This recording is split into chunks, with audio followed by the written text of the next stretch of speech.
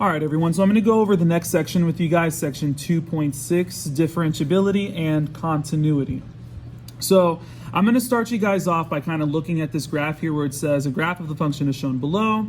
Write down its equation on line number 1. So, I mean, this is kind of basic algebra 1. If you were to go ahead and do this and you notice, if you were to write the equation of this line, well, you'll notice that the y-intercept is at positive 1. And then to get to the next point, you have to go up 2 over 1, so it has a slope of 2. So again, this is going way back in the day. Y is equal to a slope of 2x, or a slope of 2 times x, and then plus the y-intercept of 1. Okay, so that's pretty simple.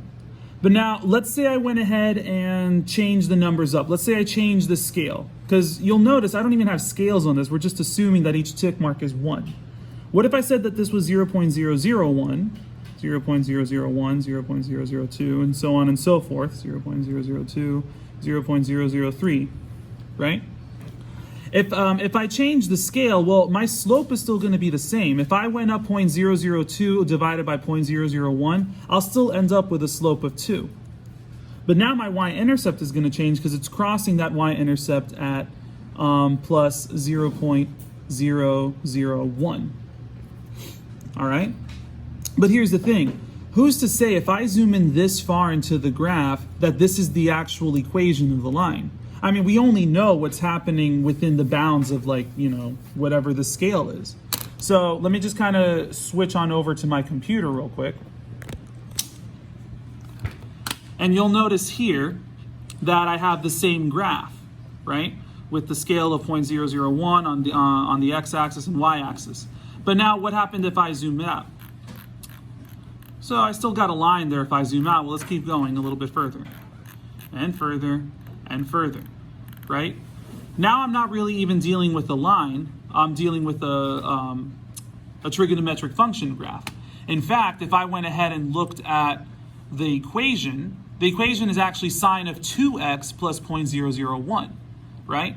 So you'll see. But if I zoomed in just far enough, it'll start looking less like a trigonometric function, and it'll start looking more like an actual line. Okay? So there's a reason why I'm going all of this, and there's a purpose for that. So the actual equation of this graph is going to be sine of 2x plus 0.001. All right, and this is going to go ahead and lead us into what the concept is of differentiability.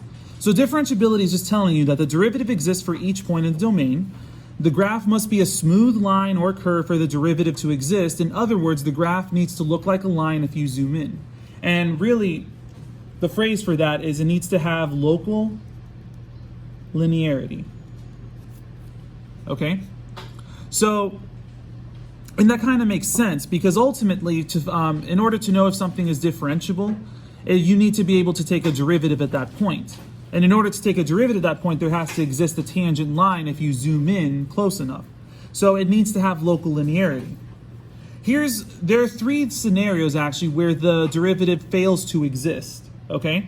So let's just kind of get into it. And really what your homework assignment is going to be for this section is you're going to, you're going to look at some graphs and you're going to tell me where it's differentiable, where it's continuous, etc. So the 3 cases in which the derivative fails to exist is if the function is discontinuous or it has discontinuity,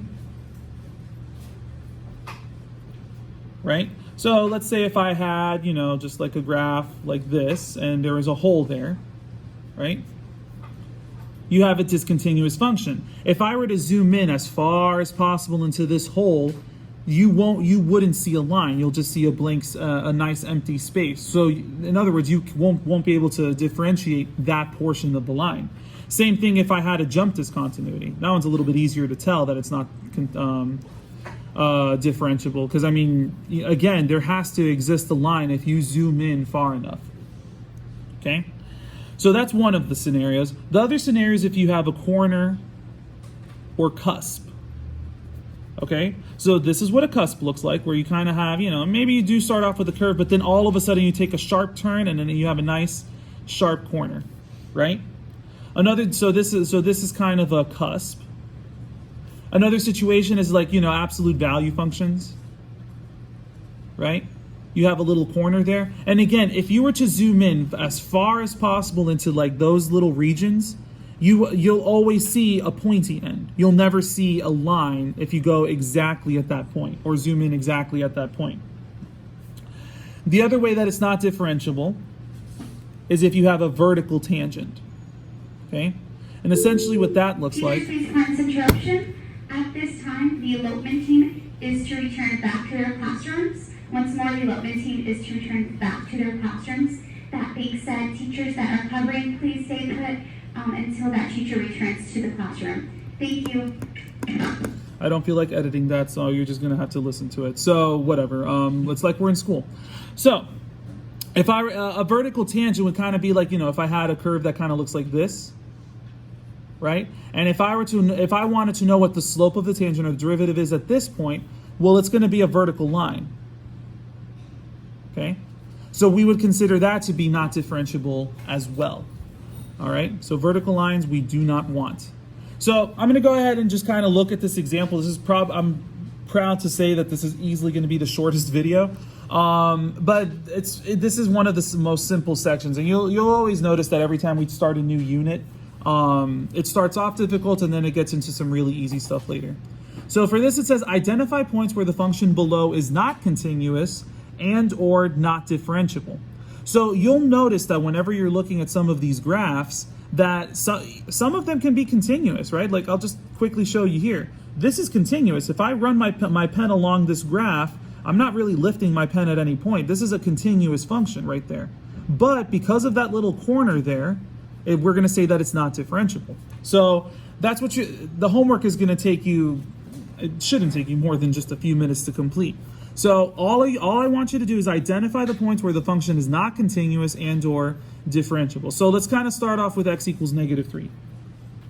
If I look at x equals -3, well, that's pretty much not continuous. And what you'll notice is that if it's not continuous, it's also not going to be differentiable. So it's not continuous and not differentiable. All right? Now let's look at x equals -2, right? Here, it is continuous, right? Continuous, but it's not differentiable because, again, this is one of those three scenarios where you have a corner or a cusp, but not differentiable. I'm kind of shorthanding it, but all right. So then we kind of keep going, and then at x equals 2, +2, there's another situation. This is another situation where it's continuous, but it's not differentiable, right? And then finally, we're going to look at x equals 4, and over here, that's another case where it's not continuous, and it's also, sorry, I got interrupted there. But anyway, so this is a situation where it's not continuous. And obviously, if it's not continuous, it's also going to be not differentiable as well. So this is going to kind of lead us into these true and false questions. Differentiability implies continuity. True or false? Yeah, it's going to be true. If it's differentiable, then you're going to, that definitely means that it's continuous, right? Like, I can take the derivative at any point of this curve, for example, and it's also continuous. But it's not true the other way around. Continuity implies differentiability. That's false. And I can just point to these two examples here. Yes, it's continuous, but that doesn't mean that it's going to be differentiable. So a lot of times the AP exam, they'll go ahead and ask you some conceptual questions about that. So you just got to understand so here's another example. Like if I had an absolute value function, continuous, but not differentiable. So hopefully that helps, and hopefully, like I said, this next homework assignment shouldn't take you any time to complete. And soon we're going to be approaching the review, and soon we're going to be approaching the test for Unit 2. So hopefully this made sense, and I'll let you guys go, and have a good one.